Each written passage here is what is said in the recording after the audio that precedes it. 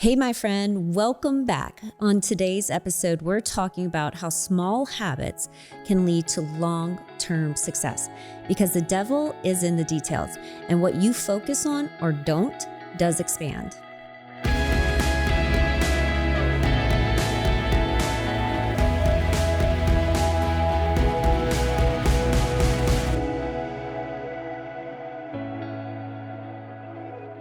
HP. What's up? Holla, holla. I'm just going to own it. You know, I just love a good, awkward opening. You know, that's why I do that. I like to be a little awkward sometimes. You don't have to try. It's okay. Yeah. So, funny fact, I'm a little bit of a nerd. Just a little like, right? I love you. Oh, yeah, but I hooked me a handsome man, so that's all that matters. Mm-hmm. So we are talking about small habits creating long-term success today. I read a book called The Compound Effect, actually, because you read it first and you loved it, and that was a huge wake-up call for me. Darren Hardy, amazing book. Go get it. That guy looks good. He's got to be up there too. I saw him on YouTube. I was like, wow. Anyway. Yeah, you know what? You have options. You can take care of yourself. There you go. Yeah. Another reason to be successful in life. Right, to have the resources. Yep. Man, we should just pivot right now. I'm feeling that. You feeling it? No, it's all right. Let's bank it. Yeah, but we were just chatting a couple weeks ago. We were talking, I think about our kids, and we're talking about their health, and I think successful people typically have a tendency to be quote unquote like hard on themselves, right? As long as you're not letting it affect your mental health and you've learned to pivot it towards being the thing that like helps you just like level up, it's okay, And so anyway, all that's to be said is because we can be hard on ourselves, right? In all the things that we love in life, especially parenting. We love our kids so much and we always want to just be better, right? For them, what parent doesn't? And we love our business and our life so much and we always just want to be better, But I think we were just having a moment of sort of gratitude where we stopped to notice. We stopped to notice some things about our life. We stopped to notice some things about our kids. And we're like, maybe we aren't doing so bad. You take for granted. One of those moments where we're like, would we like to have, a couple of our kids in more activities? We've got a teenager that had to go through COVID and moving and all the things. And so she got used to being inactive, Mm-hmm. And do we hike and do things like that? Sure, but. And she's a phenomenal athlete. She's an athlete, yeah. Natural athletic abilities from you. And I can tell at the age of 9, I want to get off subject. At the age of 9. No, this is on the subject. I could tell her to run a fly route and throw the football. She'd catch it overhead. Yeah. I'm sorry. You throw the ball at me, I'm flinching. I can throw a baseball and I can zing it pretty good. And she don't even play baseball, but she's right there taking it. Bam. Catching it every time. And she has this confidence just knowing that she can, which is. It's just natural ability. Incredible. But she's not in any sports. Yeah. She's an artist. Yeah. And I think, like you said, COVID kind of. Anyway, I don't want to get off subject. But all that's to say is, we always, we'll look back and try and take an inventory and be like, man, what could we have done better to help her harness those natural gifts? Seriously, man, I'm thinking she can take out some boys too. Yeah. Flex on them with the athleticism. Damn shame. I'd love to be the dad saying, "You saw my girl whoop your boy." She's in Taekwondo though, and she actually really loves that. So that's right. Flex on them, baby. So, Sam's like, move on. Harold, squirrel. Sorry. But actually, that's very on topic because we were noticing this about her, and we were thinking how the first part of school's passing us. We're getting into fall now, and knock on wood, our kids will get sick because kids get sick, people get sick, but we haven't had to deal with any of that with them. And that's really nice. And we were noticing, we were out swimming and we're like, God, you know what? Our kids are pretty muscular. Like our son's pretty solid. He doesn't play any sports yet. Our, Sabella, even being, spending most of her time drawing because she's an amazing artist. Friends, you can check her out on Instagram to see some of her stuff. Mm-hmm. But she's in great shape. Mm-hmm. And so, I always like to take the long way around, but we took kind of an inventory and you're like, wow, I think that's largely in part to making small choices that a lot of people typically think don't matter, but really do add up over time. Like some people have made comments here and there before of like their perception of us and how we might feed our kids. Like we never feed our kids junk. I'm like, oh no, girl, I can bake. Ice. The creamery gives, I think I have 5 free pints of ice cream on their like rewards program because of all the damn ice cream we get. But anyway. And Mama here knows how to bake. I whip up a batch of cookies from scratch, like nothing, you know? But to your point, one of the small things we teach is, and again, it's like, if I die tomorrow, I want them to I could think of 5 things that they would say over and over, because I say it over and over, that they would remember me by, like little wisdom, words of wisdom. And one of them, as you're saying this, I didn't mean to did I cut you off? No, is fill up on the good stuff first, and you can eat whatever bad stuff that you feel like eating at that point. But you fill up on the good stuff first, because a lot of times we notice, it's like human nature, of course you want that. And of course, it's funny when they eat, they're like, oh, I'm still hungry. Or like, oh, well, you didn't finish your vegetable, you didn't finish your protein, or you didn't finish, start with your protein first and work your way backwards. Then when you finish that, you're still hungry, you filled up on the good stuff. I don't care. Grab whatever the heck you want that's unhealthy in that pantry. And then the unhealthy things we have, 99% of it is a healthier version of unhealthy. And that's a small thing too that adds up. Yeah, it's huge because you don't understand. Like you can buy Oreos, and then you can buy like Newman's. That's not the brand we get. I can't remember the brand we get, but you take for granted the amount of fillers, the amount of sugar. You take for granted that those types of foods, when you talk about Oreos, Doritos, fast food, like you think about all your kind of typical name brand, typical foods people have, like we grew up on, and like you get addicted. You said Doritos. Do you realize? I heard a guy the other day. He said, like people are screwed. Like let me say 2 things. One, when you said Oreo cookies, like if you take some, this is where people got to have patience though, because if you took someone who's used to eating Oreo cookies, like if you've been feeding your kids that, like you were, like I was exactly, and then you give me one of those damn Newman things or whatever you're talking about, I'd have been like, this is cardboard. This is disgusting. But now, because of the way we eat, I'm like, I can tell it's healthy, but it's a treat. It's delicious. So you got to cleanse your palate. But I heard someone talk about Doritos too. And he was like, you're screwed. He said, I met a group of scientists. They are hired by, I don't know if that's Nabisco or whatever, but the Dorito, whoever that is, the parent company. And their job is to make that Dorito and the chemicals that are on it, neurological that powder, response, to when it hits your tongue, your taste buds, that you desire, like you have to have and reach for another one. And that there's nothing else like it. Yeah. So this is like scientists working to do that. So you have to cleanse that palate. And that's things we caught on to a decade ago that we don't even think about now. That our kids shouldn't have to go through. Well, and we didn't make that choice just for our kids. I think that one of the bigger things is that we made that choice for ourselves first.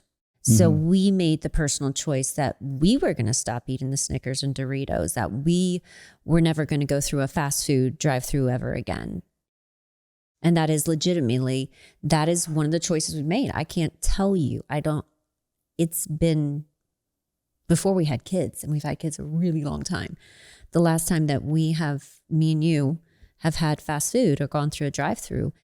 And because we made those choices for ourselves, it became the way we live.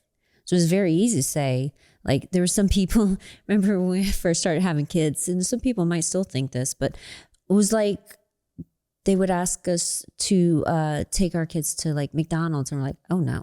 We're like, they've never been there and they're not going. And they look at us like we were depriving them. Yeah, I'm like, they eat hamburgers and French fries. They're just not eating it from there, you know, like, and there is a difference because some people say, well, that's not a difference. You're letting them have it. Oh, yeah. There's a difference. Go study. Go study up on these foods, these Franken foods. So it's little things, but it's big things. And it's also, I think, when it comes to doing this for like our children, the bigger problem is that parents aren't doing it for themselves. How can we expect something of our kids that we aren't willing to do ourselves, right? They're children. And then they live in your household. So if you're going to put it in there and it's going to be in front of them, but we're going to be like, you shouldn't eat it. Right. What?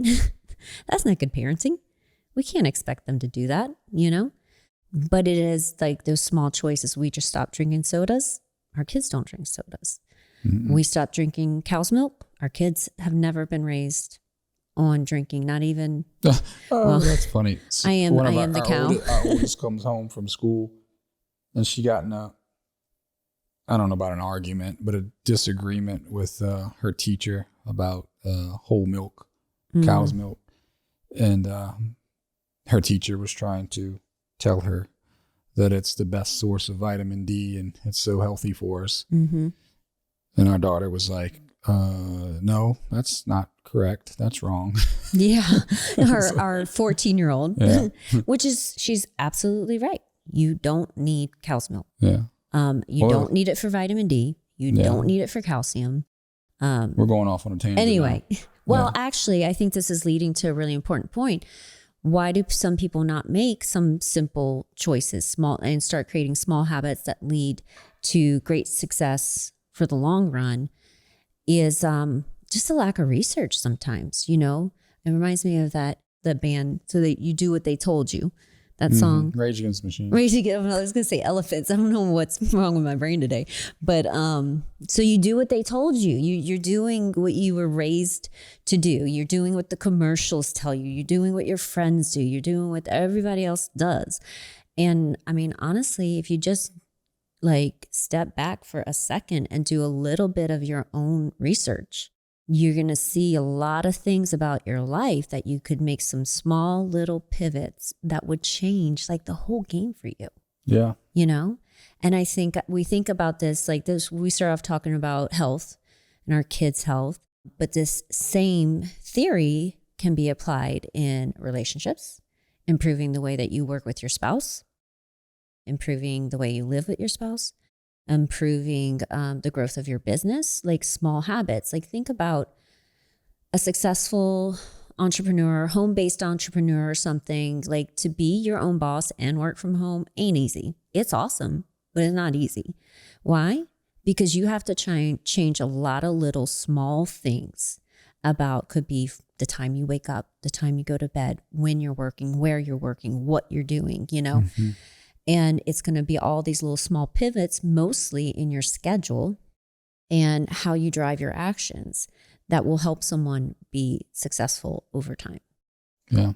It's the little bite-sized things in nutrition, or it's like you just said about just waking up 10 minutes early and adding to it 20 minutes early, 30 minutes or more early, to where eventually you're not reacting to, because we realized that I was like, man, we don't react anymore to, there was a time when we would get up and everybody was up at the same time and we were reacting to putting out fires, and is not a healthy way to start out. So it was like, let's get up 10 minutes early, 20 minutes early, 30 minutes early. So now we are ahead of everybody. We're ahead of the fires. So we see them coming, or we're ahead of them. And, you know, I just realized as I'm saying this, because again, that's what part of this podcast, what sparked it, was we don't even realize it because there's little things that accumulate over time. Do you realize that Mila beats us up now sometimes? Oh, yeah. And then Stellan gets up. They get up. Mila gets up 2 hours before she has to. And she reads her scriptures. Sometimes she knits. This morning she was reading a book. She knitted a whole blanket. She taught herself how to knit. Like we're teaching them. Again, it's not through necessarily our words, but through our actions of compounding these micro, habits. Yeah. Well, and to that point, she was coming home and kind of wasting some time on YouTube, watching innocent things, DIY stuff mostly. And that's how she learned how to knit. It got to the point where I said, you can watch YouTube, but if you're not going to waste your time. So, because she said, well, Sissy, our oldest one, watches YouTube. I said, she watches it to teach herself how to draw.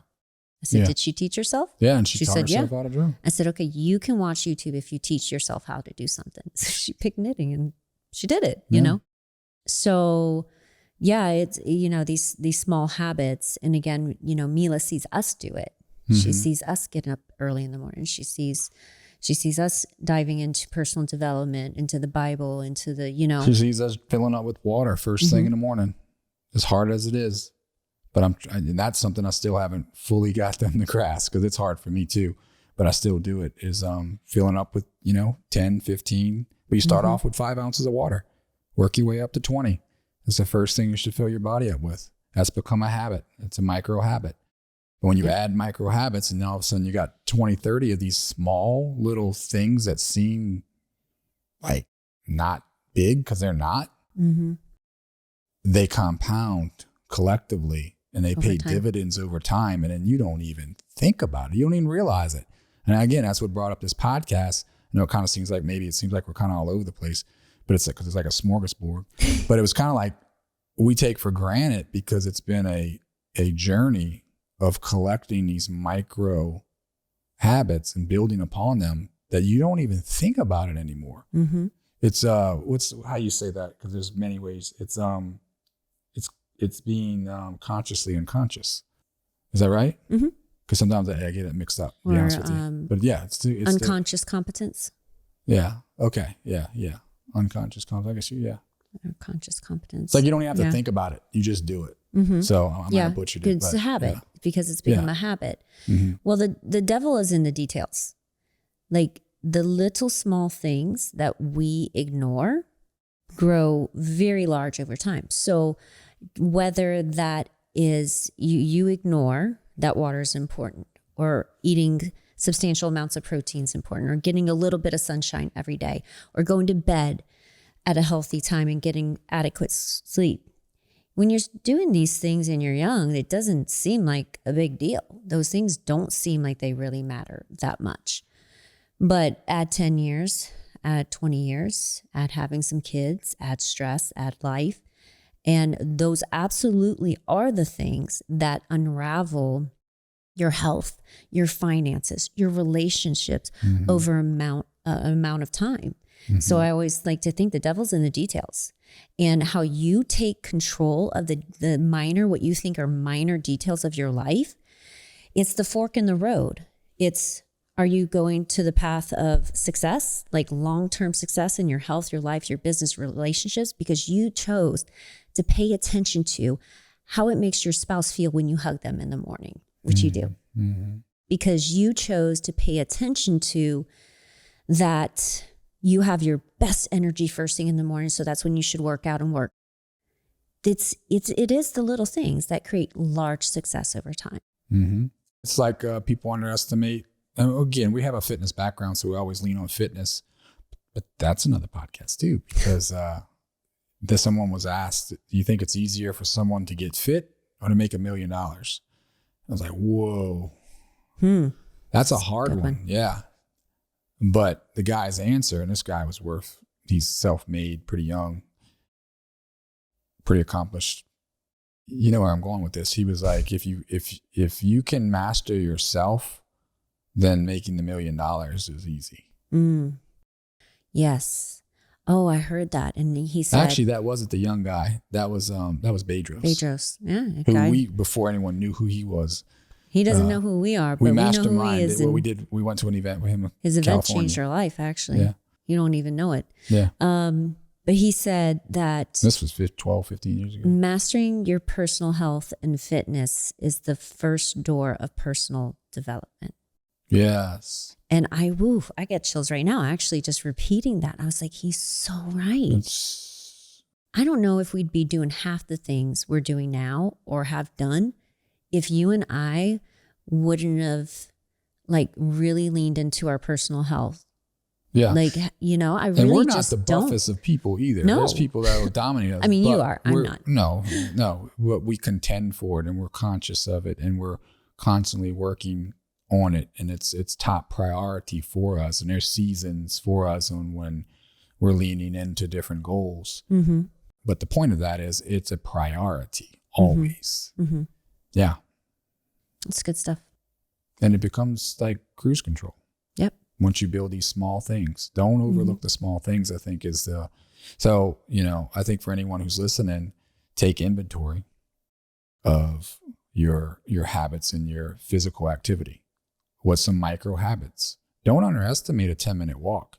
Don't underestimate waking up first thing in the morning, stepping outside and looking not into the sun, but letting that light hit your eyes for 5 minutes and build upon that. Don't underestimate these little things. Don't underestimate at night. Your night routine sets you up for a phenomenal morning routine. And what does that look like? Don't overlook saving 10% of your income. And eventually you get to where you're saving 20% of your income. Oh, well, I can't. Well, read the book, The Richest Man in Babylon. It talks about the principle of saving 10%. When you put that 10% aside, you all of a sudden will adjust your lifestyle. You'll find it. Trust me, always will find it. So don't overestimate or underestimate those small micro things. And maybe you got to start with 5% in the financial aspect. And you can go on and on. Don't underestimate, like you said, may not be important to you as a guy, as a man, to do the hug thing in the morning, but it's important to her, right? That's a small thing, but it's important to someone else. I'm telling you, these little things add up. So take inventory and just start building upon them. Beautiful. All right, friends, remember you deserve to live the life you desire. So go out and create your new American dream. Bye.